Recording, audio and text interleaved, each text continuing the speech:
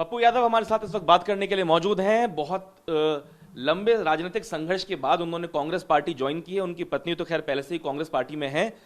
क्या चुनाव से पहले ये मन में आपके स्ट्रैटेजी बनी? आप लालू यादव से भी मिले, तेजस्वी को आपने कहा मेरे बहुत प्यारे भाई हैं, लालू यादव मेरे पिता तुल्य हैं।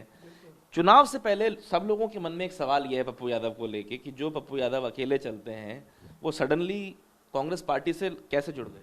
नहीं, मुझे लगता है कि आप हमारा जो लंबा संघर्ष रहा है बचपन से लेकर आज तक, आप उसको देखो ना, वो सेवा और मदद का तो रहा है, न्याय का तो रहा है। जहाँ सब रास्ते बंद होते हैं वहाँ से पप्पू यादव के रास्ते शुरू होते हैं।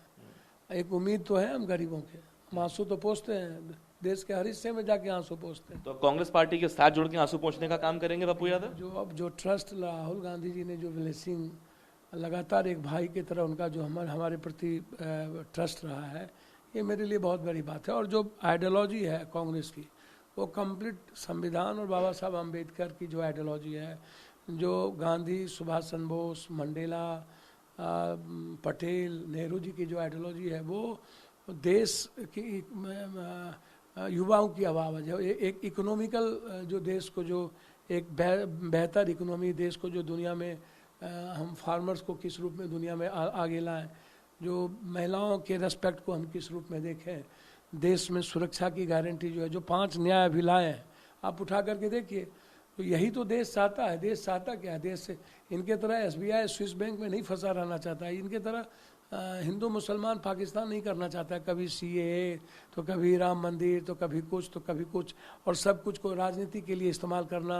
कभी लात मार देना, प्रजापति इतना गाली दिया, मंत्री बना दिया। संजय निषाद और जोगी का झगड़ा था, उसको मंत्री बना दिया।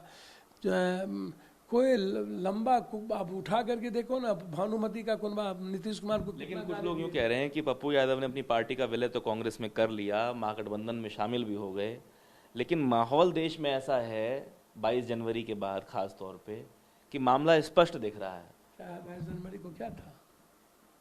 राम मंदिर का इनॉग्रेशन। राम मंदिर आस्था और मेरे जीवन का जुड़ा हुआ सवाल है, वो राजनीति का सवाल नहीं है। शंकराचार्य ने तो, चारों शंकराचार्य ने तो विरोध किया इनके तरीके को। और यदि इनको राम मंदिर पर इतना भरोसा है तो नीतीश कुमार को कभी पैर पकड़ो, कभी चिराग जी को पैर पकड़ो, कभी कुशवाहा को पैर पकड़ो, कभी प्रजापति को पैर पकड़ो, कभी नरसिम्हा राव को पैर पकड़ो।